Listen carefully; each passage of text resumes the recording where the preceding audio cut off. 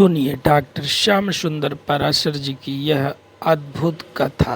आज की इस कथा तृतीय ऋषि कथा में भक्तों आप लोगों को भाग 2 के अंतर्गत एक भजन के द्वारा ईश्वर की उपस्थिति, ईश्वर की अनिवार्यता को बताया जाएगा।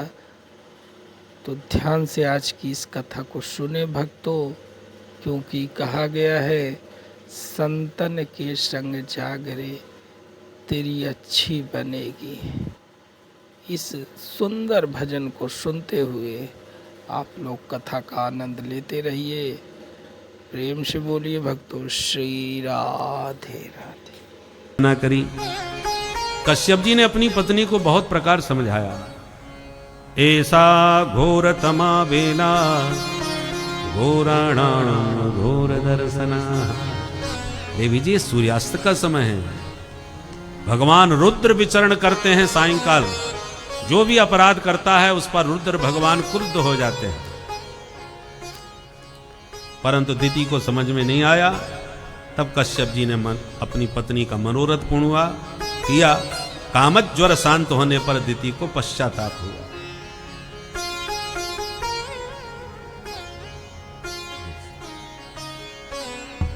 दिति के मन में ग्लानि हुई कि स्वामी मेरे से भूल हो गई। कश्यप जी ने कहा भूल हुई है तो परिणाम भोगो। क्या? बोले देवी तुमने सूर्यास्त के समय गर्भ धारण किया है, अब 2 आतंकवादी तुम्हारे गर्भ से पैदा हों। दोनों ही महादुष्ट क्रूर मैथुने दुष्ट संतति। डर के मारे भयभीत होकर के देवी दिति ने 100 वर्षों तक बच्चों को जन्म ही नहीं दिया। दधार वर्षाणि शतम शंकमाना सुरार्दना। दिति के दिव्य तेज से स्वर्ग भी, देवता भी तपने लगे, जलने लगे। ब्रह्मा जी से कहा हे विधाता ये क्या समस्या है? ब्रह्मा जी ने ध्यान लगा के कहा देवताओं मेरे मानस पुत्र जो सनकादिक हैं वो एक बार भगवान श्री हरि का दर्शन करने के लिए वैकुंठ में जा पहुंचे। भगवत पार्षदों ने उन्हें रोक दिया अंदर जाने से, तो उनको 3 जन्म तक राक्षस बनने का शाप दिया। वे ही भगवत पार्षद जय और विजय प्रथम जन्म लेने के लिए देवी दिति के गर्भ में जा पहुंचे हैं। भगवान सब मंगल करेंगे। अंत में 100 वर्षों के बाद दिति ने 2 भयानक दैत्यों को जन्म दिया। नाम रखा हिरण्याक्ष और हिरण्यकश्यप। पैदा होते ही दोनों का शरीर इतना विशाल बढ़ता चला गया कि दिविस प्रसव है में किरीट कोटभी। उनके सिर का मुकुट आकाश को छूने लगा। और एक दिन हिरण्याक्ष ने जब दिग्विजय करने के लिए प्रस्थान किया तो स्वर्ग के देवता स्वर्ग खाली करके भाग गए। भूलोक में कोई मिला नहीं, तो पाताल में प्रविष्ट होकर के वरुण को ललकारा। वरुण भी बेचारे हाथ जोड़ करके अपना पिंड छुड़ाए। अंत में इसने पृथ्वी का हरण किया और फिर भगवान ने वराह अवतार लेकर के हिरण्याक्ष का वध किया। बोल वराह भगवान की। अब सृष्टि का विस्तार हुआ। तो महाराज मनु की जो 3 बेटियां थीं, आकुति, देवहूति और प्रसूति, उनमें सबसे पहले मध्यम पुत्री देवहूति का चरित्र सुनाया। देवी देवहूति जिनका विवाह करदम जी के साथ हुआ। इनके 9 बेटियां हुई और 10वीं संतति के रूप में साक्षात भगवान कपिल रूप में प्रकट हो गए। बोल कपिल भगवान की जय। भगवान कपिल का दर्शन करने के लिए ब्रह्मा जी स्वयं अपने ऋषि पुत्रों को साथ में लेकर के आए। सिद्धाश्रम में स्वागत किया करदम जी ने। अहो भाग्य हमारे। ब्रह्मा जी महाराज जब कपिल भगवान के दर्शन और वंदन करके वापस चलने लगे तो ब्रह्मा जी ने निवेदन किया महाराज एक प्रार्थना सुन लो। क्या? ब्रह्मा जी के जो 10 ऋषि पुत्र थे उनमें नारद जी कहीं घूमने गए थे। वो बचपन से ही घुमक्कड़ रहे। बाकी 9 ऋषि साथ में ही थे। तो करदम जी ने कहा आपके साथ 9 बेटा और मेरे घर में 9 बेटी, बढ़िया जोड़ा बन जाएगा महाराज, ना आपको कहीं बहू ढूंढनी पड़ेगी ना हमको कहीं दामाद। तो ब्रह्मा जी भी प्रसन्न हो गए। शुभस्य शीघ्रम, बहुत बढ़िया विचार है। तो करदम जी ने अपनी 9 बेटियां ब्रह्मा जी के ऋषि पुत्रों को यथा योग्य ब्याह दी। सबसे बड़ी बेटी कला देवी का विवाह मरीचि मुनि से किया, अरुंधति का विवाह वशिष्ठ जी से किया, अनुसुईया का विवाह अत्रि जी से किया, ख्याति का विवाह भृगु जी से किया, शांति का विवाह अथर्वण जी से किया, क्रिया का विवाह क्रतु ऋषि से किया, हविर्भू का विवाह पुलस्त ऋषि से। ऐसे करके सब बेटियों का विवाह करके विदा कर दिया। करदम जी अपनी पत्नी देवहूति से बोले, देवी जी बेटियां ससुराल गईं और बेटा तुम्हें मिल गया, अब घर गृहस्थी की जिम्मेवारी हमारी पूरी होती है, इसलिए अब हम अपने लक्ष्य की ओर चलते हैं। ब्राह्मण का कर्तव्य है बेटा बेटियों का विवाह आदि से दायित्व पूरा करके ब्रह्मनिष्ठ हो जाना चाहिए। ब्राह्मण यदि ब्रह्मनिष्ठ नहीं हुआ, ब्राह्मण का ब्राह्मणत्व व्यर्थ हो जाएगा। ब्राह्मणस्य ही देहोयम क्षुद्र कामाय नेष्यते, कृच्छ्राय तपसे चेह प्रेत्यानंत सुखाय च। ब्राह्मण का शरीर ब्रह्म ज्ञान के लिए प्राप्त होता है, अनंत उस परमानंद ब्रह्मानंद की प्राप्ति के लिए होता है। विषयानंद तो आपको हर शरीर में मिलेगा ही। इसलिए करदम जी के जीवन में सब कुछ अनुकूल्य है। पत्नी अनुकूल है देवहूति, बेटा है कपिल जैसा, बेटियां हैं अनुसुईया जैसी। किसी भी पक्ष में कोई कमी है क्या? कामक विमान था करदम जी के पास, इच्छानुसार गमन करने वाला, पर इतना सब कुछ होने पर भी नहीं रहे, त्याग दिया, चले गए तपस्या करने के लिए। अब घर में माता पुत्र, मां बेटा 2 ही रह गए, माता देवहूति और भगवान कपिल, सांख्य योग प्रवर्तक भगवान। एक दिन माता देवहूति ने अपने पुत्र के पास आकर के कहा, निर्विन्ना नितरां भूमन् असत इंद्रिय तर्षणा, येन संभाव्यमानेन प्रपन्नान्धं तमाप्रभो, प्रपन्नान्धं तमाप्रभो। हे प्रभु, मैंने अपने जीवन में सारे सुख प्राप्त किए, इन इंद्रियों का तर्पण करते करते जो इन्होंने मांगा मैंने दिया, सब कुछ मुझे प्राप्त हुआ।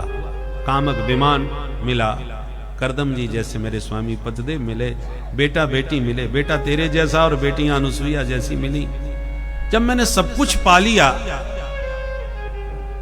तो मेरा विषयों से वैराग्य क्यों नहीं हो रहा?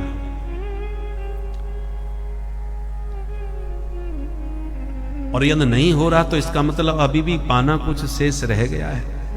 तो वो क्या प्राप्तव्य है जिसको पाकर के मैं पूर्णता का आनंद लूं? क्या मैं परिपूर्ण हो गई?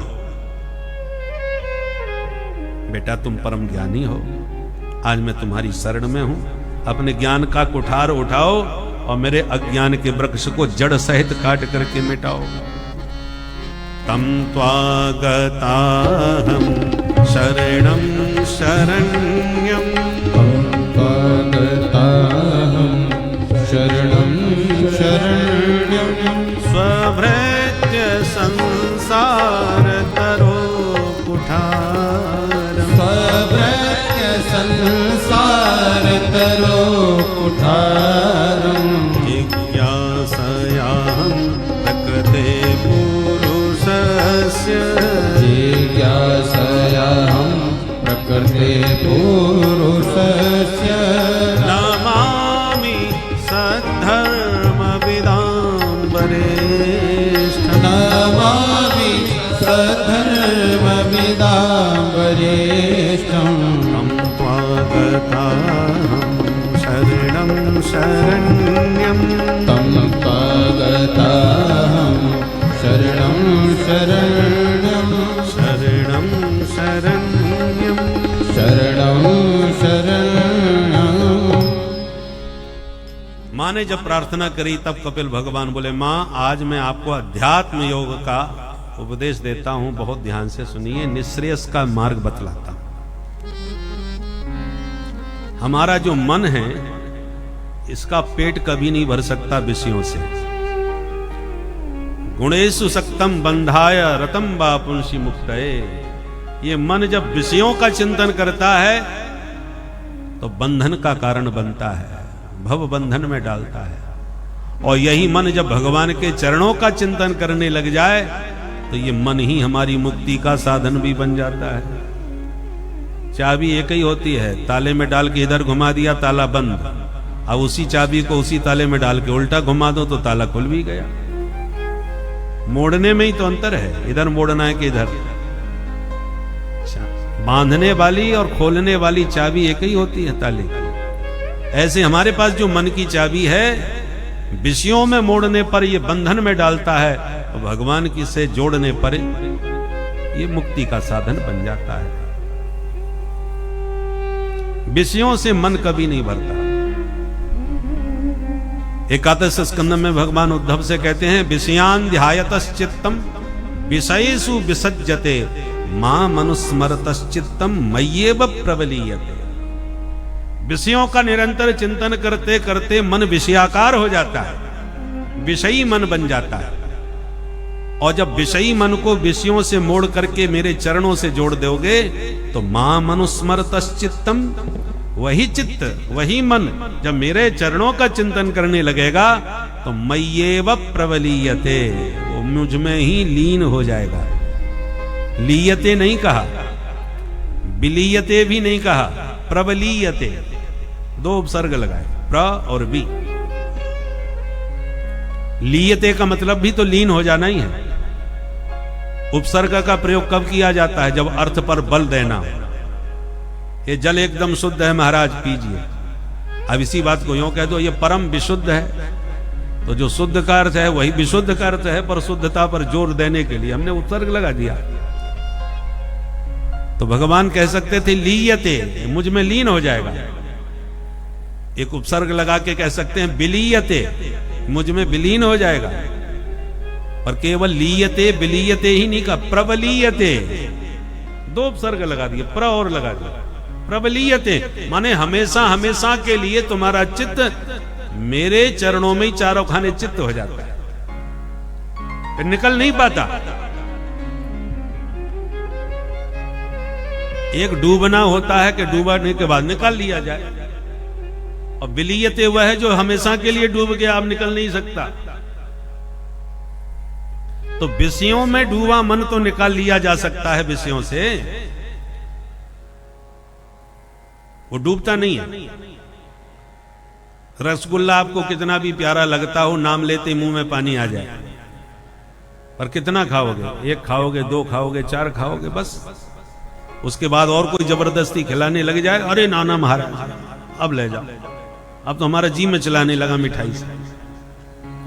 कितना भी मीठा मधुर कोई वस्तु हो, वो विषयों में आपके मन को हमेशा के लिए नहीं डुबा सकता, तुरंत उससे छिटक जाएगा मन। केवल भगवान में परमात्मा का वह रसो वैसह रसम हेवानम आनंद, रसम हेवानम लब्ध्वा आनंदी भवति, वेद भगवान कहते हैं। वो परमात्मा रस स्वरूप है, जिस रस में डूबने के बाद सदा सर्वदा के लिए आप आनंद में ही विलीन हो जाओगे, निकल नहीं पाओगे। समाधि अवस्था, ध्यानावस्थित तद्गतेन मनसा, जब ध्यान में उसमें मन लग जाता है, डूब जाता है, तो फिर निकल नहीं पाता। मय्येव प्रबलीयते, हमेशा के लिए डूब जाता है। इसलिए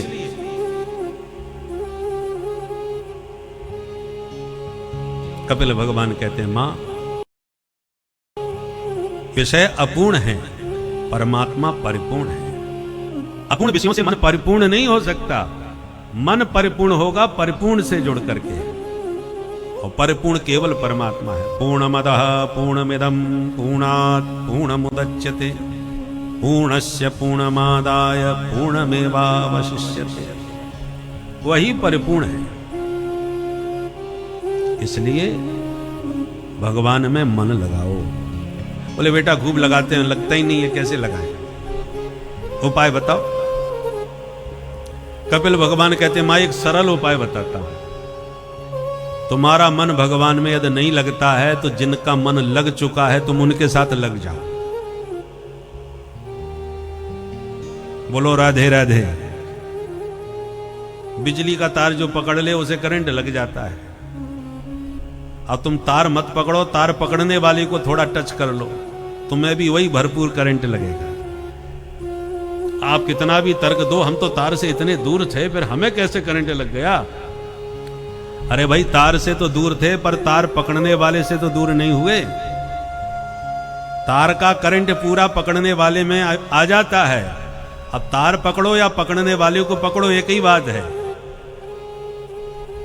उसी प्रकार ब्रह्मविद ब्रह्मैव भवति, जानत तुम्हें तुम्हें हो जाई।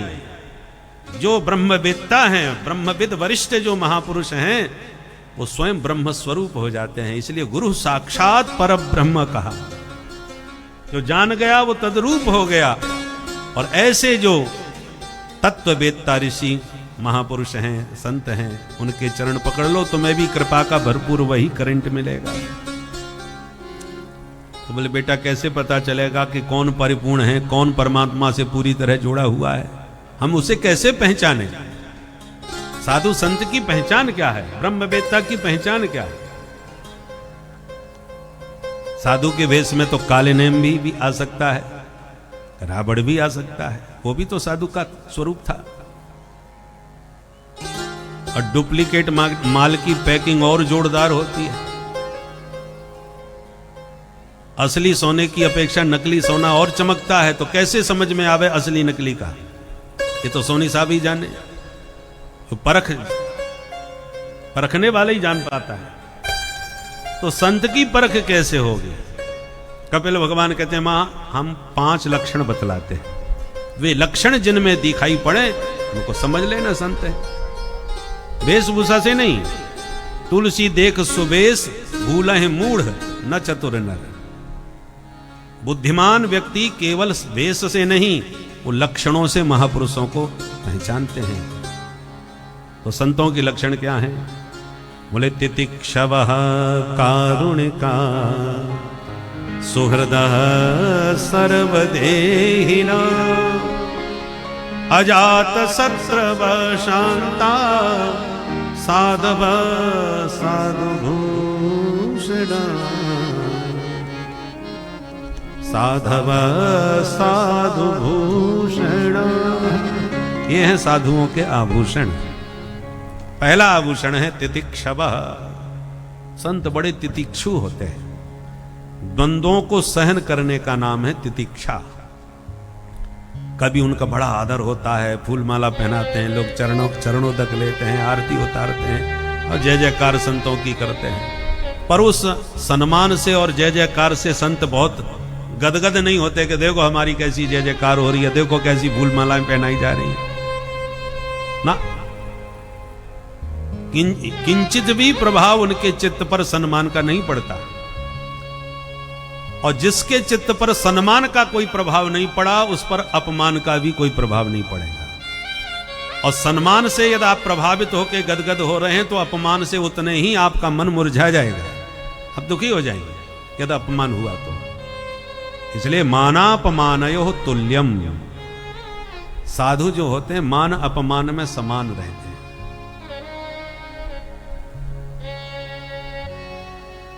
दूसरा लक्षण है कारुणिकाः।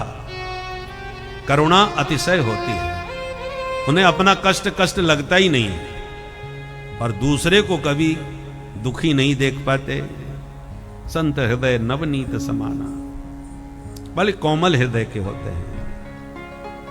सर्वे भवन्तु सुखिनः। जीव मात्र के सुख की भावना उनके हृदय में होती है। मां कश्चित दुख भाग भवेत्। संसार में कोई भी दुखी ना हो, सब स्वस्थ हैं, प्रसन्न रहें, सुखी रहें। ये भावना संत हृदय में ही संभव है। साधु से होय न कारज हानि। जिससे हानि पहुंचे वो साधु कैसा? साधु स्वप्न में भी कभी किसी को हानि नहीं पहुंचा सकता, क्योंकि सुहृदः सर्वदेहिनाम। तीसरा लक्षण बताया, प्रत्येक देहधारी उसके सुहृद हैं, उसका अपना परिवार है। वसुधैव कुटुंबकम की भावना उसके भीतर रहती है। अयम निजः परो वेत्ति गणना लघु चेतसाम उदार चरितानाम तु वसुधैव कुटुंबकम। सभी प्राणी हमारे हैं, हमारा परिवार है, इसलिए केवल हम ही लोग हैं जो कहते हैं विश्व का कल्याण हो। ऐसा विराट चिंतन और हृदय केवल सनातनियों के पास ही हो सकता है। इसलिए जहां सनातन है, जहां सनातनी हिंदुओं का बाहुल्य है, वहां कोई किसी प्रकार से किसी भी व्यक्ति को भय नहीं हो सकता। हमारे तो हाथ से चींटी भी मर जाए तो हमारा मन खिन्न हो जाता है। मच्छर और मक्खी मारने में हमें कष्ट होता है। ऐसी अहिंसा जिनके चित्त में हो, उनसे किसी को क्या भय हो सकता है। हिंदू कहलाता ही वही है जिसके भीतर किंचित भी हिंसा ना हो। हिंसा से जो दूर रहे वो हिंदू है।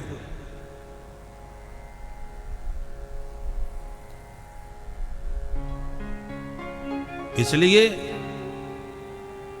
हिंदुस्तान में हिंदू जब तक बाहुल्य हैं तभी तक हम लोग सब सुरक्षित भी हैं, और सभी सुरक्षित हैं, केवल हिंदू नहीं, सभी। जिस दिन हिंदू अल्पमत में आ गए उसी दिन हिंदू सुरक्षित नहीं रह जाएंगे, क्योंकि हमारे बीच सब सुरक्षित रह सकते हैं, हम किसी के बीच सुरक्षित नहीं रह पाएंगे, ये ध्यान रखिएगा। बोलो राधे राधे राधे। अभी 100 करोड़ हैं, तब भी हम लोगों की हालत ऐसी है कि हम अपने उत्सवों को निश्चिंत होकर के नहीं मना पा रहे हैं। प्रेम से हम शोभा यात्रा नहीं निकाल पा रहे। कब कहां से कौन से पत्थर बरसने लग जाए कोई ठिकाना नहीं। ये हालत आज है। जब बहुसंख्यक हैं तब, और यदि अल्पसंख्यक हो गए हम लोग अपने ही देश में, तो हिंदुओं के पास भागने के लिए कोई देश है क्या जहां आप सुरक्षित पहुंच पाए? कोई नहीं है। जहां कश्मीर में हिंदू कम हुए क्या हालत हो गई, बंगाल में क्या हालत हो रही है। इसलिए इतनी बात ध्यान रखिएगा, सबकी कल्याण की कामना केवल सनातनी करते हैं। इसलिए सनातन धर्म जहां है, हिंदुओं का बाहुल्य है, वहां कभी किसी को भयभीत होने की स्वप्न में भी कल्पना नहीं, कभी हो ही नहीं सकता। क्योंकि सुहृदः सर्वदेहिनां, वो सबको अपना सुहृद मानता है। सिय राम मैं सब जग जानी करो प्रणाम, ये भावना, ये दृष्टि। हरि व्यापक सर्वत्र समाना, सब में वही को देख, उसी तत्व को देखता है। ये विराट दृष्टि महापुरुषों की, संतों की ही होती है। अजात शत्रवः, चौथा लक्षण वो अजात शत्रु होता है।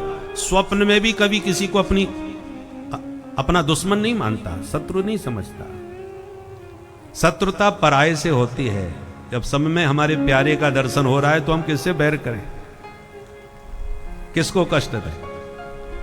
उदाहरण से समझो ये शरीर हमारा है, हाथ पैर नाक कान कुछ भी कहो, पूरा शरीर हमारा ही है। नाम अलग अलग हैं अंगों के। अब कहीं हमारे अंग आपस में लड़ बैठे हैं तो हम किसका साथ दें? हाथ पैर लड़ रहे हैं तो हाथ का साथ दें कि पैर का? पैर टूटेगा तो भी दर्द हमको, हाथ टूटेगा तो भी दर्द हमको। सभी हमारे हैं। कई बार ऐसा होता है कि भोजन करते करते दांतों से जीभ कट जाती है, हम मुंह पकड़ के बैठ गए, क्या हुआ? बोले साहब जीभ कट गई। अरे किसने काटी? आपने कहा हमारे दांतों से कट गई। अब अगला व्यक्ति आपको भड़काने की कोशिश करे कि तुम्हारे दांत बड़े दुष्ट हैं भाई। एक प्यारी कोमल सी सुकुमारी इकलौती जिह्वा, और ये दुष्ट लोग 32 उसे चारों तरफ से घेर के खड़े हैं, जहां अवसर मिला नहीं कि उस अबला पर हमला किया नहीं। आप बोले भाई साहब आप बिल्कुल ठीक कह रहे हो, 5 बार पहले भी ऐसी कटी थी। अच्छा, इसका मतलब उस बेचारी पर इतने दिनों से अत्याचार कर रही है दुष्ट दांत, उखाड़ के फेंक दो इन दांतों को। कितना भी कोई जोशीला भाषण आपको दे तो क्या दांतों पर क्रोध आ जाएगा आपको? कभी नहीं आने वाला, क्योंकि इतना विवेक सबके पास है कि जीव के कटने का दर्द तो भोग ही रहे हैं। दांत तोड़ देंगे तब भी दर्द अपने को ही होना है। दांत कोई पराये थोड़ी है, अपने ही हैं। जिह्वाम क्वचित संदसति तो तद्भिः तद वेदनायाम कतमाय कुप्येत यदंग मंगेन निहन्यते क्वचित क्रुद्धेत कस्मै स्वदेहे। आप अपने देह पर कैसे क्रोध कर सकते हैं? कोई अंग कितना भी दुष्ट सही। तो जो ज्ञान हमें इस संपूर्ण शरीर में है, यही ज्ञान संतों को संपूर्ण संसार में हो जाता है कि नाम रूप स्वभाव प्रकृति भिन्न भिन्न है, पर इन सब में मेरा परमात्मा अभिन्न है, एक ही है, वो सब में एक है। इसलिए निज प्रभु में देखें जगत, कहीं सन करें विरोध। तो अपने प्रभु को सर्वत्र देखेंगे, वो बैर विरोध किससे कर सकते हैं? और पांचवा लक्षण है शांता, वो शांत स्वभाव के होते हैं। ये 5 लक्षण जिन महापुरुषों में आपको दिखाई पड़े, जान लो परमात्मा से पूरी तरह जुड़े हुए हैं। ऐसे संतों से जुड़ जाओ तो वे संत जहां जुड़े हैं तुम्हें भी वहीं जोड़ देंगे।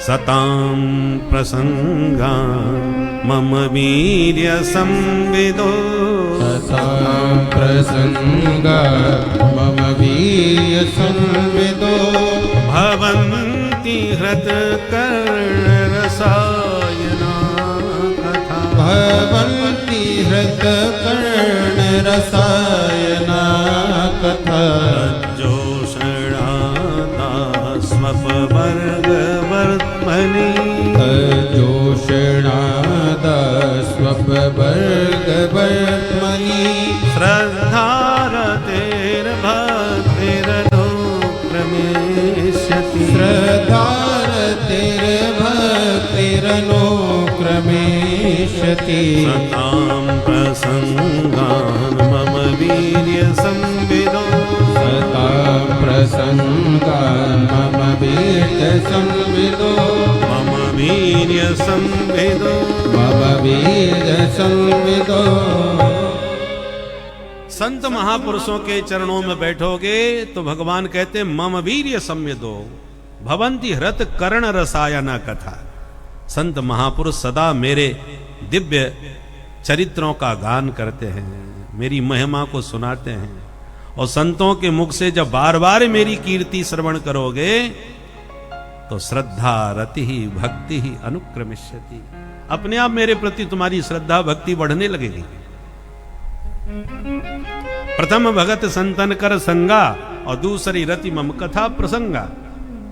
सच्चे संत वह हैं जो कभी अपने मुख से अपनी कीर्ति नहीं गाते, वो हमेशा गोविंद के गुण गाते हैं और तुम्हारा मन गोविंद में लगाने का प्रयास करते हैं, अपने में नहीं। जो सिर्फ आपके मन को, आपके ध्यान को अपने में जोड़ने की कोशिश करे कि हमको ही भगवान समझो, हमारा ही ध्यान करो, हमारा ही भजन करो, हम ही तुम्हारा सब कष्ट दूर करेंगे, बस हमको ही समर्पण कर दो, तो समझ लो खतरा है। संत प्रभावशाली होते हुए भी कभी अपना प्रभाव नहीं बताते। संत की पहचान है, हनुमान जी जैसा महात्मा कौन होगा? सकल गुण निधान है, परंतु दुनिया उन्हें सकल गुण निधान कहे तो कहे। हनुमान जी से जब विभीषण जी ने परदेश में पूछा कि आपका परिचय क्या है, तो उनके मुख से अपना परिचय क्या निकला? कपि चंचल सब ही विधिहीना। विभीषण जी हमारा परिचय क्या है? हम तो बंदर जाति के हैं, स्वभाव से ही चंचल हैं, विधि विधान से शून्य है, कुछ नहीं आता जाता। इतने अभागे हैं कि सवेरे सवेरे कोई नाम ले ले तो उसे भोजन नसीब न हो। रात ले जो नाम हमारा, तही दिन ताहि न मिले आहारा। असमय अधम सखा सुनु, मोहु पर रघुबीर। कीन्ही कृपा सुमिर गुण, भरे बिलोचन। यह है संत की पहचान।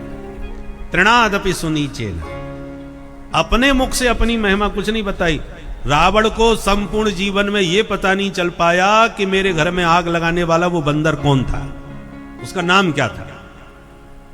जब शांति संदेश लेकर के अंगद जी बाद में गए समझौता के प्रयास में, तो उसने पूरी बानर सेना का वर्णन किया कि जामवंत मंत्री अति बूढ़ा, वो बुढ़ा हो गया है, और नल नील जो है कारीगर है, इंजीनियर है, वो क्या जाने लड़ना भिड़ना, सबको फैल कर दिया। अंत में कहा कि है कपि एक, वो एक बंदर से मुझे थोड़ा सा खतरा लग रहा है, बस वही थोड़ा दमदार लगता है। अंगद जी ने कहा चलो एक को तो तुमने स्वीकार किया, उस एक का नाम क्या है? तब बोले नाम तो नहीं जानता, बस उसके काम से परिचित हो। अच्छा क्या काम किया था? बोले आवा प्रथम नगर जहीं जा रहा, जिसने सबसे पहले आकर के मेरी लंका को फूंक दिया था, बस उसका यह काम मुझे सदा याद है, नाम मुझे नहीं मालूम कौन था। ये हनुमंत लाल जी का अद्भुत स्वभाव स्वरूप है, परम संत है, रघुपति प्रिय भक्तम, भगवान के बहुत से लाडले प्यारे भक्तों में एक हैं, और सकल गुण निधान होते हुए भी विभीषण को नाम बताया जरूर, परंतु सावधान कर दिया, लेना मत नहीं तो भोजन भी नहीं मिलेगा। हम तो ऐसे हैं।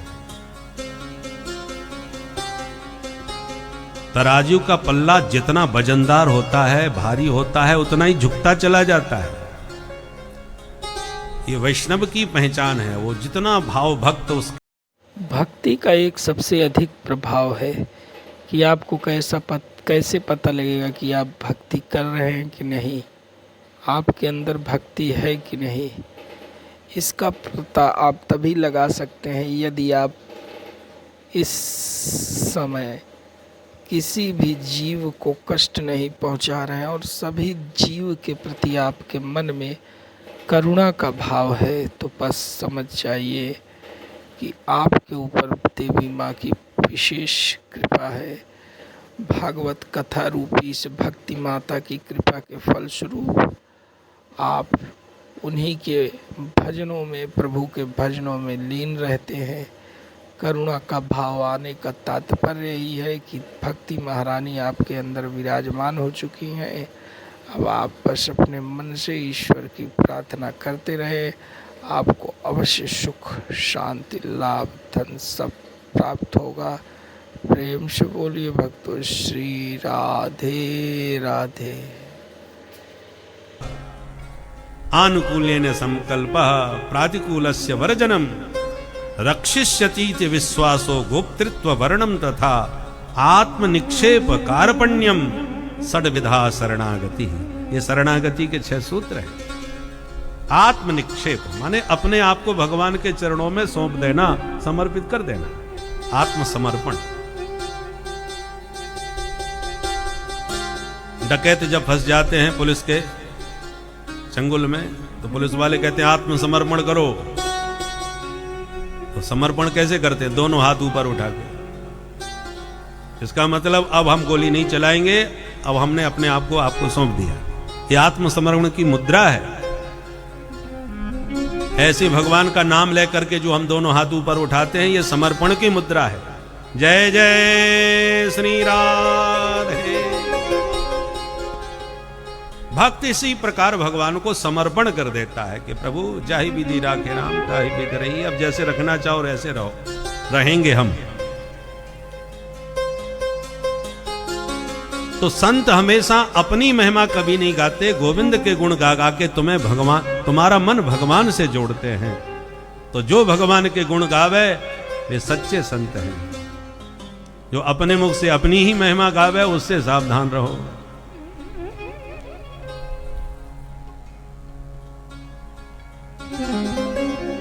इसलिए हमारे कबीरदास जी ने बहुत सुंदर एक पद गाया है। आइए आप भी मेरे साथ थोड़ा गुनगुना लें। देखो, हम वैसे भजन 1 या 2 ही सुनाते हैं।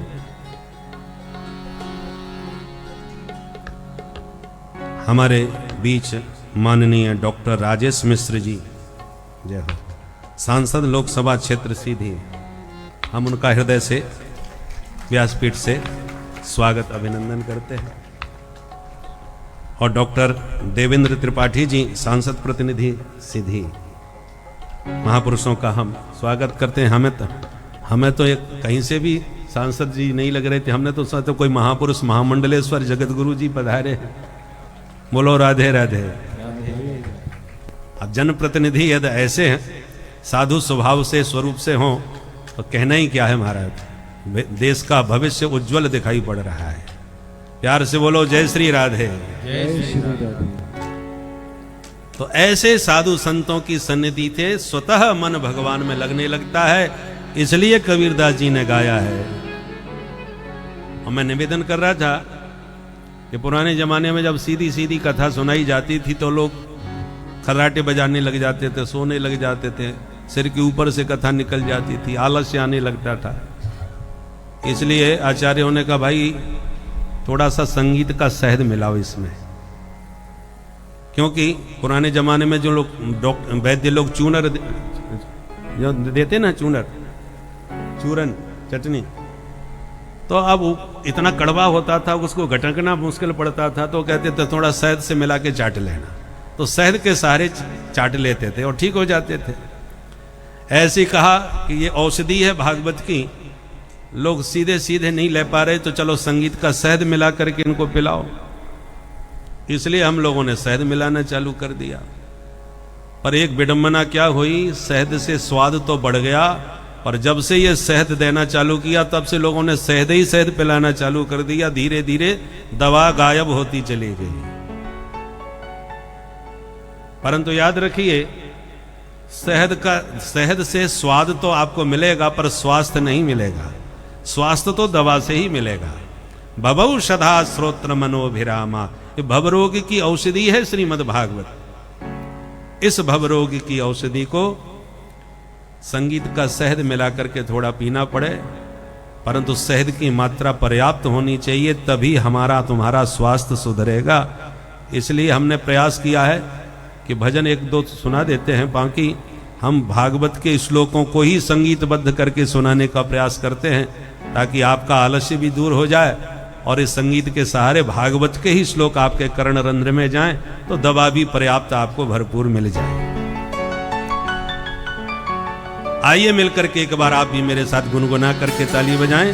अरे संतन के संग लाग रे तेरी अच्छी बनेगी, संतन के संग लाग रे तेरी अच्छी बनेगी। संतन के संग लाग रे तेरी अच्छी बनेगी। संतन के संग लाग रे तेरी अच्छी बनेगी। अच्छी बनेगी तेरी किस्मत जगेगी। अच्छी बनेगी तेरी किस्मत जगेगी। अच्छी बनेगी तेरी किस्मत जगेगी। अच्छी बनेगी तेरी किस्मत जगेगी। और होए तेरो बड़ भाग रे, होए तेरो बड़ भाग रे तेरी अच्छी बनेगी। होए तेरो बड़ भाग रे तेरी अच्छी बनेगी। संतन के संग लाग रे तेरी अच्छी बनेगी। संतन के संग लाग रे तेरी अच्छी बनेगी। श्री राधे।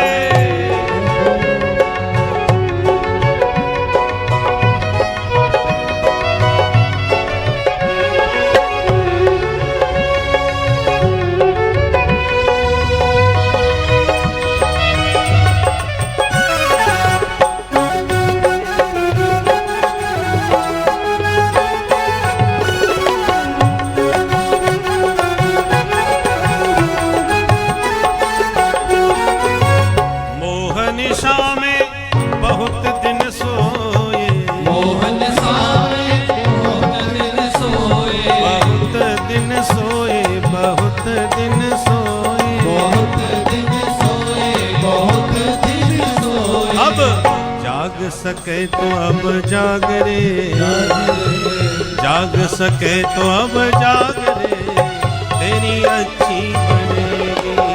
जाग सके तो अब जाग रे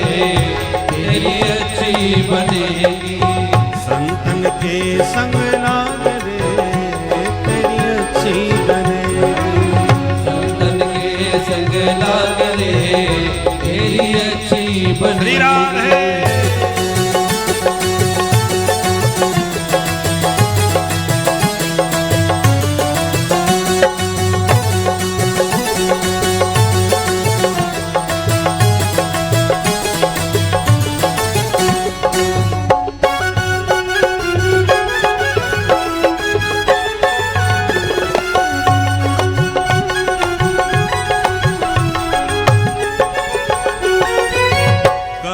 कबीर राम सुमिरन में, कहत कबीर राम सुमिरन में, राम सुमिरन में सिया राम सुमिरन में, राम सुमिरन में सिया राम सुमिरन में। कहत कबीर राम सुमिरन में, कहत कबीर राम सुमिरन में। अब पाग सके तो अब पाग रे, सके तो अब पाग रे तेरी अच्छी बनेगी। पाग सके तो अब पाग रे तेरी अच्छी बनेगी। संतन के संग राग रे तेरी अच्छी बनेगी। संतन के संग लाग रे तेरी अच्छी बनेगी। संतन के संग राग रे तेरी अच्छी बनेगी। संग लाग रे तेरी अच्छी बनेगी। तेरी बिगड़ी बने, तेरी बिगड़ी बने, तेरी किस्मत जगे, तेरी किस्मत जगे, तेरी अच्छी बनेगी। बोल संत भगवान की, श्री सद्गुरुदेव भगवान की। इस प्रकार से संतों के लक्षण बतलाए और उनके सानिध्य का महत्व बतलाया। भगवान में मन लगाने का सबसे सरल साधन है संतों की सन्निधि। इसलिए नवदा भक्ति में पहला बिना शर्त के एक ही प्रथम भक्ति बतलाई और वो है संतों की संगति। बाकी जितनी नवदा भक्ति हैं आगे की उसमें सशर्त है, परंतु पहली भक्ति में कोई शर्त नहीं है, केवल प्रथम भगति संतन कर संगा। और दूसरी रति मम कथा प्रसंगा, कथा तो सुनो पर रति के साथ, सब में शर्त है। इसलिए संतों की संगति बड़ी अद्भुत है। जैसी संगत वैसी रंगत। संतों की संगति में संत ही बनोगे। भक्त तीन प्रकार के हैं। जो सिर्फ भगवान को मंदिर की मूर्ति में ही देखते और मानते हैं वो प्राकृत भक्त कहलाते हैं, सामान्य। और जितनी निष्ठा मंदिर के श्री विग्रह में है उतनी ही निष्ठा संतों के प्रति भी हो तो मध्यम कोटि का है। संतों में भी भगवान का दर्शन करें। और उत्तम कोटि का वह है जो मनुष्य मात्र में भगवान का दर्शन कर रहा है, कोई भी हो, सब में उसे अपने प्रभु का दर्शन होवे, वो उत्तम है। और उत्तमोत्तम चौथा भी होता है, निर्गुण भक्त उसको कहते हैं। वो कौन है? बोले जो पशु पक्षी कीट पतंग जितने जीव जंतु हैं सब में भगवान का दर्शन करे, वो उत्तमोत्तम है, अति उत्तम। कहना बहुत सरल है, सिया राम मैं सब जग जानी, परंतु सिया राम में सब जग जानी का कीर्तन करते करते भी कोई कुत्ता घुसा आया तो 1 मिनट में लाठी से उसकी कमर तोड़ देंगे और मुंह से यही कहेंगे करो प्रणाम जोर जुग पानी, सिया राम में सब जग जानी। तो कहने में और करने में बहुत बड़ा अंतर है। गा देना अलग बात है, परंतु सब में सत्ता वही उसी की दिखाई पड़े, ये बहुत ऊंची स्थिति है। ये कक्षाएं हैं, भक्ति की कक्षा। देखो जिसने विद्यालय में एडमिशन हो गया जिसका, वो आज ही हुआ है, अभी उसने आमाने अनार लिखना भी नहीं सीखा है, फिर भी यदि विद्यालय के प्रिंसिपल से पूछा जाए छात्र संख्या कितनी है तो उस छात्र की भी गणना होगी जिसका आज ही एडमिशन हुआ है। जानता कुछ भी नहीं है, पर छात्र तो वो भी कहलाएगा क्योंकि विद्यालय में आना चालू कर दिया। उसी प्रकार जो ठाकुर जी के मंदिर में जाके एक अगरबत्ती लगा करके भी प्रणाम कर लेता है तो भक्त तो वो भी है, भले ही प्राइमरी का सही, पर धीरे धीरे भक्ति भाव भक्ति के पुत्र जब ज्ञान वैराग्य भी जागृत होते हैं, कक्षाएं बड़ी होती चली जाती हैं, और एक दिन वो आता है कि कण कण में उसको उसी सत्ता का दर्शन होने लगता है। पहले मंदिर की मूर्ति में तो भगवान ठीक से दिखाई पड़े। प्राय मंदिरों में भी दर्शन करने जाते हैं तो लोग मूर्ति को ही देखते हैं। अच्छा जी, अष्ट धातु की बनी है कि जयपुर से कौन से संगमरमर की बनवाई है, कि कितने में आप खरीदे थे, कितने में लाए थे, ये सब पत्थर ही उन्हें दिखाई पड़ता है। साक्षात प्राण प्रतिष्ठित होने के बाद उसमें हमें परमात्मा का ही दर्शन हो, ऐसी दृष्टि ही प्राइमरी पास भी बहुत कठिन है। उसके बाद फिर संतों में देखें तो और ऊंची कक्षा हो गई, फिर मनुष्य मात्र में देखो तो और बड़ी कक्षा हो गई, फिर जीव मात्र में भगवान दिखाई पड़े तब समझ लो अब पीएचडी हो गई।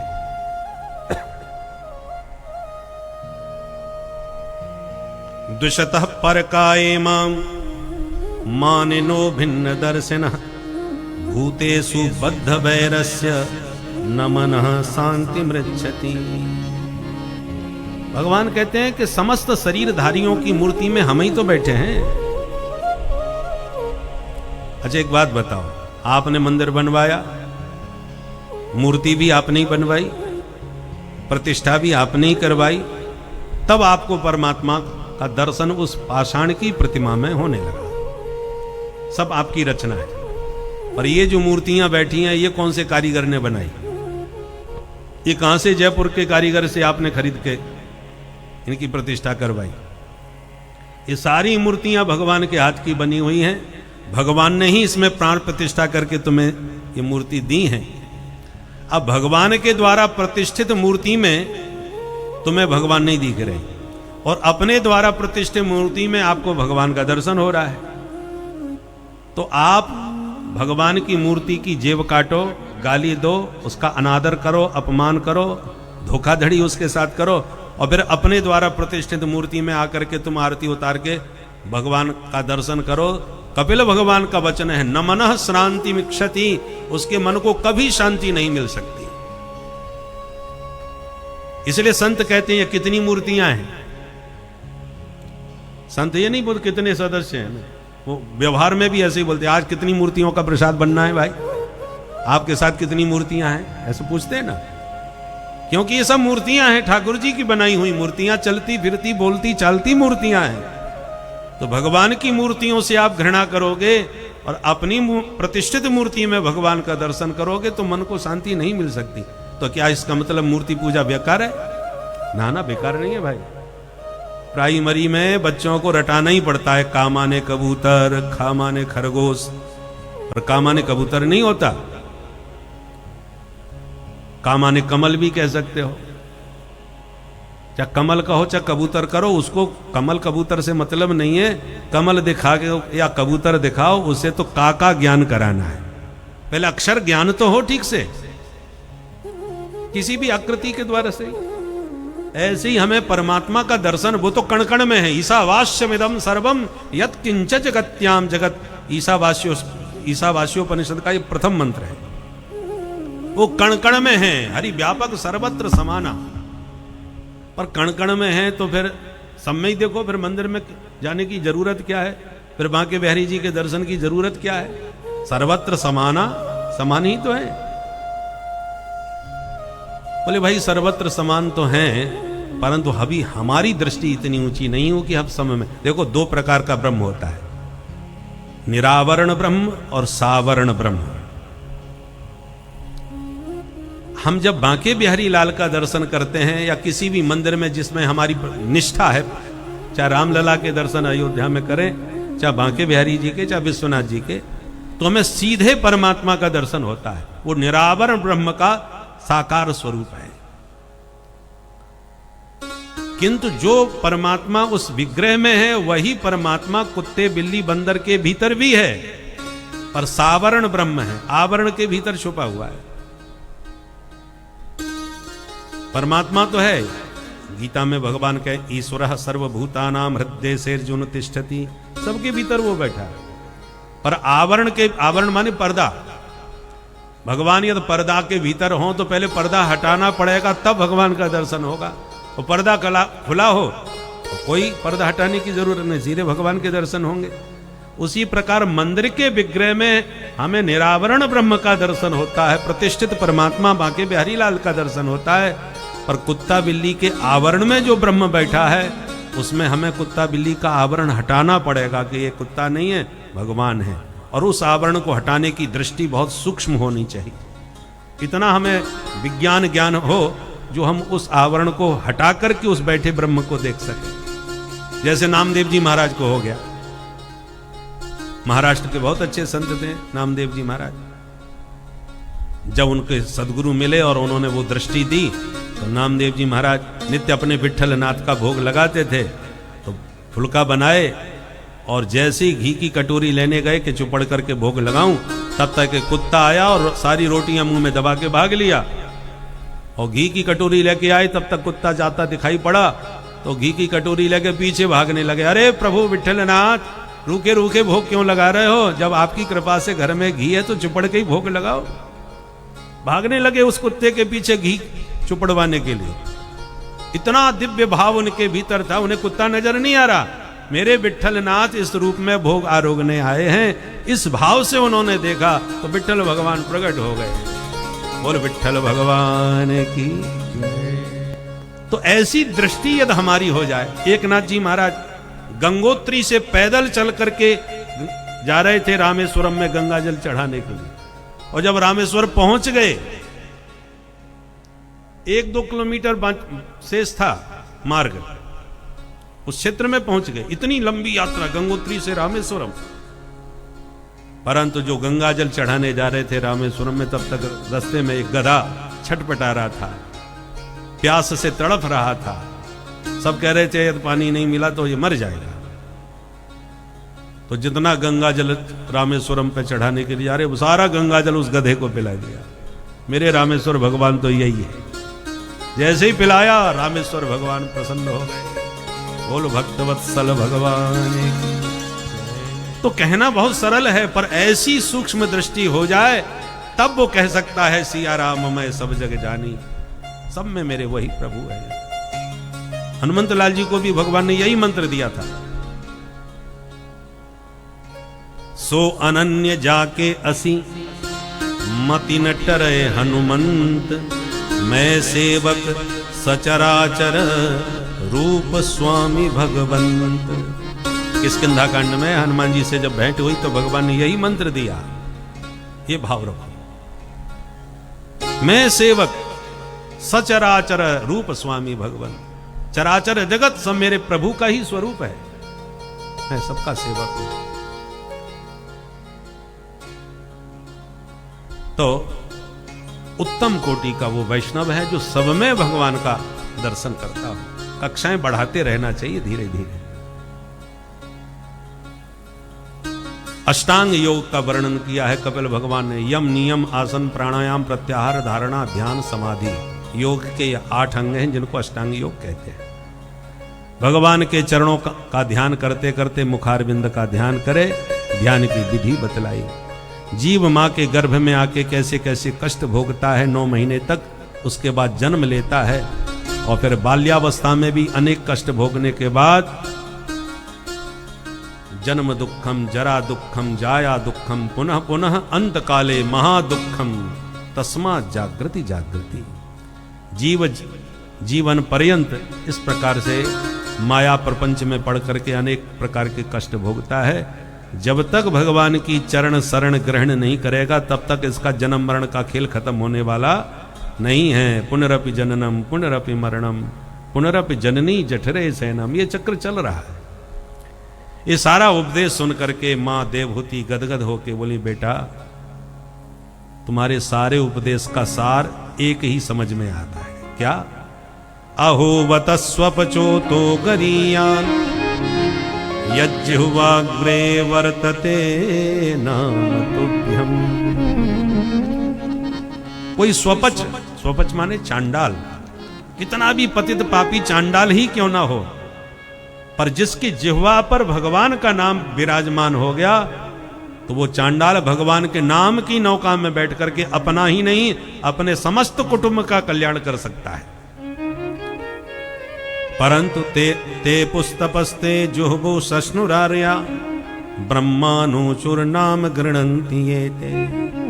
जो भगवान से विमुख है वो दुजस श्रेष्ठ ब्राह्मण कुल में ही क्यों ना जन्म लिया हो, वो अपना भी कल्याण नहीं कर पाएगा तो और किसी का तो क्या करेगा। और ऐसा कह करके माँ गोविंद के प्रेम में इतना डूब गई कि उनका शरीर ही सरिता में बदल गया। शरीर वासुदेव प्रविष्टधि, भगवान में पूरी तरह उनका मन समर्पित हो गया, शरीर नदी के रूप में प्रवाहित होने लग गया। और भगवान कपिल मां से विदा लेके समुद्र के तट पर गंगा सागर पहुंचे। सागर ने अपनी उत्ताल तरंगों से स्वागत करते हुए अपने बीच एक सुंदर स्थान दिया कपिल भगवान को। आज भी गंगा सागर में कपिल भगवान विराजमान हैं। विशेषकर मकर संक्रांति पर बड़ा विशाल उत्सव मनता है, जहां पर दूर दूर से लोग गंगा सागर में जाकर के कपिल भगवान के दर्शन पाते हैं। बोल कपिल भगवान की मनोस्तु शतरूपायाम तिस्रः कन्याश्च जज्ञिरे आकुतिर्देवहूतिश्च प्रसूतिरिति विश्रुता। मैत्री जी कहते हैं विदुर जी, हमने आपको मनु महाराज की जो 3 बेटियां थीं, आकुति, देवहूति और प्रसूति, उसमें मझली बेटी देवहूति की कथा सुनाई। अब बड़ी बेटी आकुति हैं, जिनका विवाह रुचि प्रजापति के साथ में हुआ, जिनके घर साक्षात यज्ञ नारायण भगवान प्रकट हो गए। बोले यज्ञ नारायण भगवान की जय। दक्षिणा देवी उनकी धर्म पत्नी बनी। यज्ञ की पत्नी है दक्षिणा, इसलिए यज्ञ परिपूर्ण कब होता है? जब दक्षिणा दे करके ब्राह्मण को प्रसन्न किया जाए। बोलो राधे राधे। क्योंकि यज्ञ नारायण भगवान की धर्मपत्नी है दक्षिणा देवी। पत्नी के बिना पति का यज्ञ सफल नहीं हो सकता, सपत्नी को होता है। ऐसी यज्ञ नारायण की पत्नी दक्षिणा है। शास्त्र की आज्ञा है यज्ञ की पूर्णाहुति के बाद तत्काल यज्ञाचार्य ब्राह्मण को दक्षिणा उसी वक्त दे देना चाहिए। कदाचित आपने विलंब किया और एक दिन बाद कि महाराज कल देख लेंगे, अभी आप कहीं जा थोड़ी रहे, तो दुगनी दक्षिणा देनी चाहिए विलंब होने पर, नहीं तो यज्ञ असफल हो जाएगा, व्यर्थ हो जाएगा। यज्ञ नारायण की पत्नी दक्षिणा देवी उनके साथ होनी चाहिए, तभी परिपूर्ण यज्ञ होता है। सुखदेव जी कहते हैं परीक्षित, तीसरी बेटी जो सबसे छोटी प्रसूति हैं, उनका विवाह दक्ष प्रजापति के साथ में हुआ, जिनके 16 बेटियां हुई। उन 16 बेटियों में 13 बेटी धर्म को ब्याही। श्रद्धा, दया, तितिक्षा, श्री, ह्री, मूर्ति, ये सब धर्म की पत्नियां हैं। उनमें धर्म की मूर्ति नामक पत्नी के गर्भ से भगवान नर नारायण ऋषि प्रकट हुए, जो आज भी बद्री विशाल में विराजमान है। और नर नारायण भगवान की जय। तो नर नारायण भगवान के माता पिता कौन? धर्म और मूर्ति। इसलिए आप बद्रीनाथ में जब जाएंगे नर नारायण भगवान का दर्शन करेंगे। ऊपर जाएंगे तो माना गांव में मूर्ति मां का मंदिर है, और ऊपर जाओगे तो वसुधारा में उनके पिता धर्मदेव विराजमान है। नर नारायण के माता पिता है। जब पट खुलते हैं तो भगवान नर नारायण मिलने जाते हैं माता जी से एक दिन। सुखदेव जी कहते हैं राजन, इनमें एक बेटी दक्ष की नाम था स्वधा देवी, वो पितरों को ब्याही। एक थी स्वाहा देवी जो अग्नि को ब्याही, और एक थी सती देवी जो महादेव को ब्याही। ऐसे 16 बेटियां, और सबके तो संतान हुई पर सती के संतान नहीं हुई। विदुर जी चौंक गए, महाराज सती के संतान क्यों नहीं हुई? मैत्रेय जी ने कहा विदुर जी, ससुर दमाद में थोड़ा झगड़ा हो गया, इसलिए सती के संतान नहीं हो पाई। सती को शरीर ही त्यागना पड़ा। विदुर जी आश्चर्य में पड़ गए, ऐसा क्या झगड़ा हुआ महाराज, थोड़ा विस्तार से समझा दो।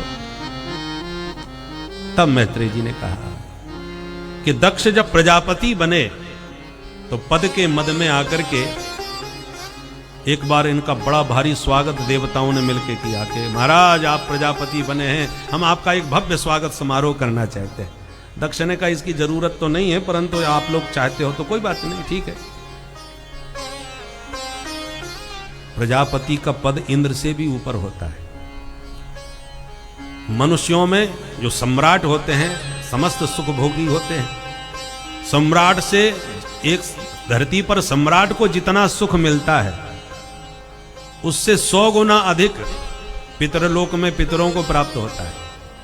पितरों से 100 गुना अधिक गंधर्व लोक में गंधर्वों को प्राप्त होता है। गंधर्वों से 100 गुना अधिक अजान देवों को प्राप्त होता है, जो कर्मों के बल पर देवलोक में पहुंच जाते हैं, अजान देव कहलाते हैं। उन देवताओं को जितना सुख मिलता है उससे 100 गुना अधिक इंद्र को प्राप्त होता है, और इंद्र से भी 100 गुना अधिक सुख प्रजापति को प्राप्त होता है। तो प्रजापति का पद बहुत ऊंचा होता है। अब इतने ऊंचे पद पर दक्ष प्रतिष्ठित हो गए तो प्रसन्नता की बात ही है। देवताओं ने भव्य स्वागत किया, यहां तक कि ब्रह्मा विष्णु महेश भी इनके स्वागत समारोह में सम्मिलित हुए। सब ऋषि महर्षि ब्रह्मर्षि राजर्षि सब आए, और दक्ष ने जैसे ही प्रवेश किया सब खड़े होकर स्वागत करने लगे। आइए आइए महाराज, स्वागत है आपका, बधाई हो आपको, बधाई हो। अभिमानी का स्वभाव है, हजारों लोग हाथ जोड़े उनको नहीं देखेगा, एक ने भी प्रणाम नहीं किया उसे जरूर घूरेगा। तो जो खड़े होकर हाथ जोड़ रहे थे उन पर ध्यान नहीं गया।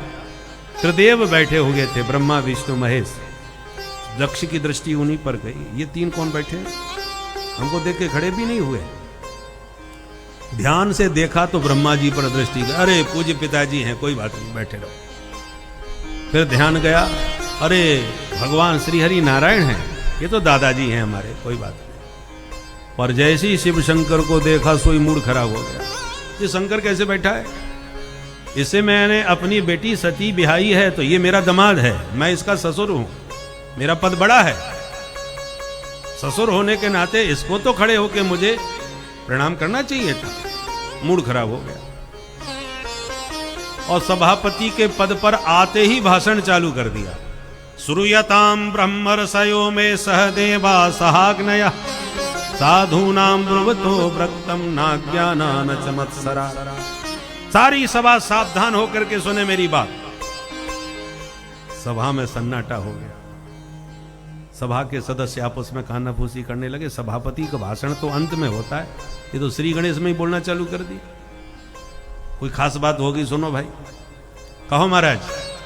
दक्ष ने कहा, सिर्फ एक बात कहना चाहूंगा, सभ्य समाज में किसी असभ्य अशिष्ट व्यक्ति को कभी नहीं बैठाना चाहिए, अन्यथा सभा की गरिमा गिर जाती है।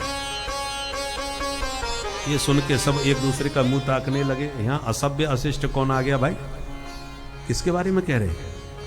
दक्ष ने कहा, इधर उधर क्या देख रहे हो, ये शंकर तुम्हें दिखाई नहीं पड़ रहा क्या? राम राम राम। सभ्य लोगों में बैठे उठे तो सभ्यता इसको आती। प्रेता वासेसु घोरेसु, भयंकर भूत प्रेतों के संग में घूमने फिरने बैठने वाला, इसको शिष्टाचार का ज्ञान कैसे होगा? ये मत समझना मैं अपने सम्मान का भूखा हूं, और एक सामान्य शिष्टाचार है। सभापति के आने पर सभासद खड़े होते हैं, इसको इतना ज्ञान नहीं है कब बैठना उठना खड़ा होना चाहिए। चिता की भस्म लगाए घूमता है, भूत प्रेतों का संगी साथी है, इसको तो छूने का धर्म नहीं है। अयम तो लोकपालानाम यशोग्नो निरपत्रपः, इसके साथ बैठने में हमको लज्जा का अनुभव होता है। एक ने धीरे से कहा, ऐसे मत बोलो, बुरे भले जैसे भी हैं आपके दामाद हैं। आपने जब अपनी बेटी ब्याही थी तब ये दोस्त तुम्हें दिखाई नहीं पड़े थे क्या? ये आज के तो नहीं है, तो प्रारंभ से ही ऐसे हैं। सौर नाराज हो गया, ये मेरा दामाद, अरे कहां मेरी मृगलोचनी कन्या बेटी सती, और कहां ये बंदर जैसी आंख वाला शंकर? कहीं से भी ये जोड़ा तुम्हें समझ में आता है क्या? गृहीत्वा मृग सावाक्षा पाणी मरकट लोचना। मृग सावाक्षा, मृग नैनी मेरी बेटी को मरकट लोचन, इस बंदर जैसी आंख वाले शंकर को मैंने ब्याह दी। मेरी बिल्कुल इच्छा नहीं थी, पर पूज्य पिताजी बैठे हैं ब्रह्मा जी, इनसे पूछिए।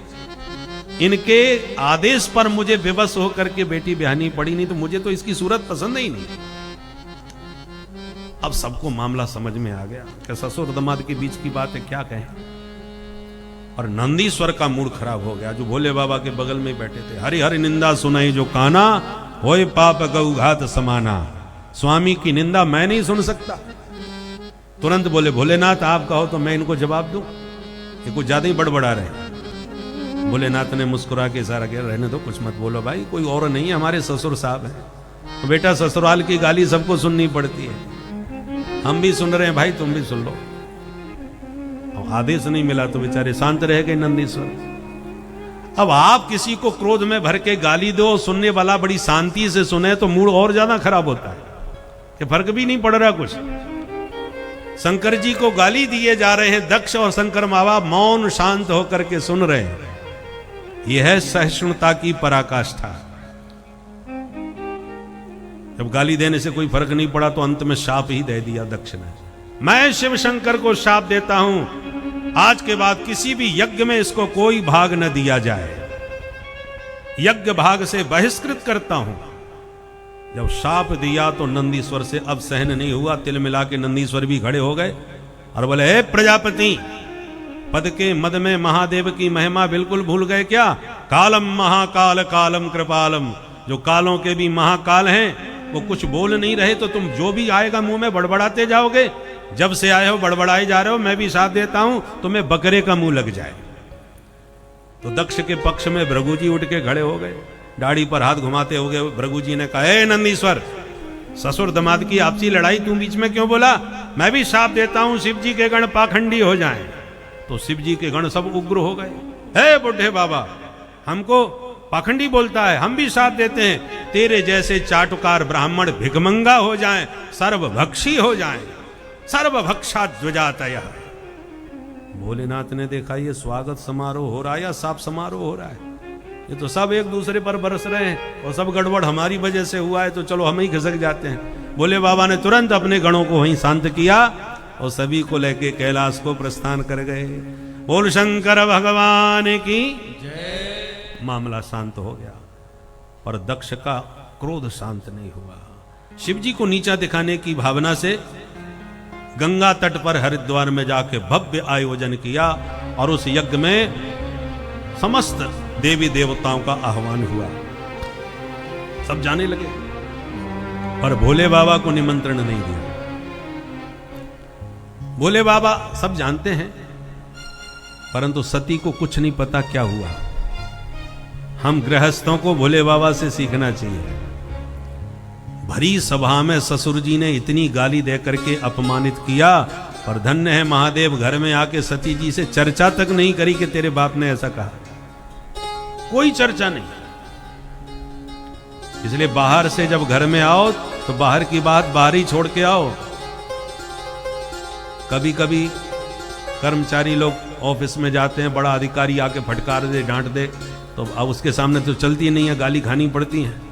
अब मूड खराब हो जाता है कि वो मेरे से ऐसे ऐसे बोल गया, तो वहां तो नहीं चली, परंतु मूड खराब करके जब घर में घुसते हैं तो सारा मूड घर में आके खराब करते हैं, फिर देवी जी पर बरसते हैं, वहां का गुस्सा घर में उतारते हैं, तो सब घर गड़बड़ा जाता है। इसलिए बाहर की बात बाहर ही छोड़ के आना चाहिए, घर में मूड लेके फालतू नहीं जाना चाहिए। धन्य है महादेव, सर्व समर्थ होकर के भी सब कुछ सुन के शांति से चले आए और सती जी को कुछ नहीं बताया। आज जब सती जी ने देखा विमानों की झड़ी लगी है आकाश मंडल में, तो देवांगनाओं से पूछ दिया कैलाश पर्वत के शिखर से, बहनाओं बड़ी बंठन के जा रही हो कहां? सती को देखते ही देवांगनाएं चौंक गई। अरे बहन तू यहां बैठी है? अरे तेरे मायके में कितना बड़ा महोत्सव हो रहा है, तेरे पिता ने इतना बड़ा यज्ञ किया है, सारी दुनिया वहां जा रही है और तुझे बुलाया नहीं क्या? तुझे पता नहीं? सती जी अवाक रह गई। मायके में इतना बड़ा महोत्सव और माता पिता ने हमको याद तक नहीं किया, अब चिट्ठी भी नहीं भेजी। घर की बात घर में ही रहनी चाहिए, बाहर वालों को पता ना चले। इसलिए सती मुस्कुरा के बोले, हाँ हाँ चलो चलो, मैं भी बस निकल ही रही हूं, चल ही रही हूं। पर सती जी का माथा खराब हो गया, पिताजी ने हमको क्यों नहीं बुलाया? उनको तो कुछ पता ही नहीं मामला क्या है, और बिना निमंत्रण के तो महादेव न जाने जाएंगे कि नहीं जाएंगे। चलो कोशिश करती हूँ। आके चरण दबाने लगी। महादेव ने नेत्र खोल के पूछा, क्या बात है देवी? बोले कुछ नहीं महाराज, पति की सेवा करना धर्म पत्नी का कर्तव्य होता है, मैं तो धर्म का निर्वाह कर रही हूँ। भोलेनाथ मुस्कुरा के बोले, नहीं नहीं, आज कुछ ज्यादा ही धर्म निभा रही है। मन में क्या चल रहा है? निसंकोच पूछो। तब बड़े डरते डरते अपनी बात कही। प्रजापतिस्ते स्वसुरस्य साम्प्रतं निर्यापितो यज्ञमहोत्सवः किल वयं च तत्राभिसराम वामते यद्यर्थितामी विबुधा भजन्ति। भोलेनाथ, आकाश में देखो, ये जितने विमान हैं सब आपकी ससुराल में जा रहे हैं, क्योंकि आपके ससुर साहब ने बहुत सुंदर यज्ञ किया है। सारा संसार आज वहां उमड़ रहा है, तो आप भी तैयार हो जाइए। अब शब्द शैली देखिए, मायके की बात जब माताएं करती हैं तो मेरे मायके में मेरी माताजी ने, मेरे पिताजी ने, मेरा मेरा करती है। और आज सतीश जी की भाषा बदली हुई है। कहते हैं महाराज आपकी ससुराल में आपके ससुर जी ने बहुत विशाल यज्ञ किया है, ये जितने विमान आकाश में उड़ रहे हैं सब आपकी ससुराल में ही जा रहे हैं महाराज। प्रजापतिस्ते स्वसुरस्य सांप्रतम। भोलेनाथ ने कहा मुझे सब मालूम है। अच्छा आपको पता है? बोले हाँ। तो तैयार क्यों नहीं हो रहे चलने के लिए? भोलेनाथ ने कहा कोई निमंत्रण कार्ड आया था क्या? अब सती जी बेचारी हाथ जोड़ के बोली देखो भेजा तो जरूर होगा, जब इतने देवताओं को बुलाया जा रहा है तो महादेव को कोई कैसे भूल सकता है? आप तो देवों के। हरिहर निंदा सुनई जुकाना, श्रवण रंध्र अहि भवन समाना। यहाँ पर हरि माने भगवान नारायण और हर माने भगवान महादेव जी का वर्णन किया गया है कि दोनों एक दूसरे के पूरक हैं। भगवान विष्णु सदैव प्रभु शिव शंकर भोलेनाथ के ध्यान में लीन रहते हैं तथा हमारे प्रिय भोलेनाथ सदैव ही नारायण भगवान के ध्यान में डूबे रहते हैं, उन्हीं के ध्यान में मस्त रहते हैं। इससे यह सिद्ध होता है कि दोनों एक ही हैं और इन दोनों की सामर्थ्यता को देखते हुए ऐसा भी लगता है कि जब भी ईश्वर की कृपा आपको करुणा भाव उत्पन्न कराती है, आपके शरीर में यदि करुणा भाव उत्पन्न होता है तो समझ जाइए भक्ति महारानी आप पर कृपा कर चुकी हैं। आप लोग अपने भजन को सुनते रहिए भक्तों। आगे इस कथा को प्रेम से बोलिए भक्तों, श्री राधे राधे। चारों तरफ एक ही चर्चा चलेगी। देखो ससुर न तो दमाद आई न बिटिया आई, इसका मतलब वो खटपट जो हुई थी वो अभी निपटी नहीं है। तो घर की बात घर में ही रहनी चाहिए। भोलेनाथ ने कहा देखो देवी हमारा तो निर्णय है, हम कदापि नहीं जाएंगे, आप जो उचित समझो वो करो। और यूं कह के बाबा ने तो आंख बंद कर ली।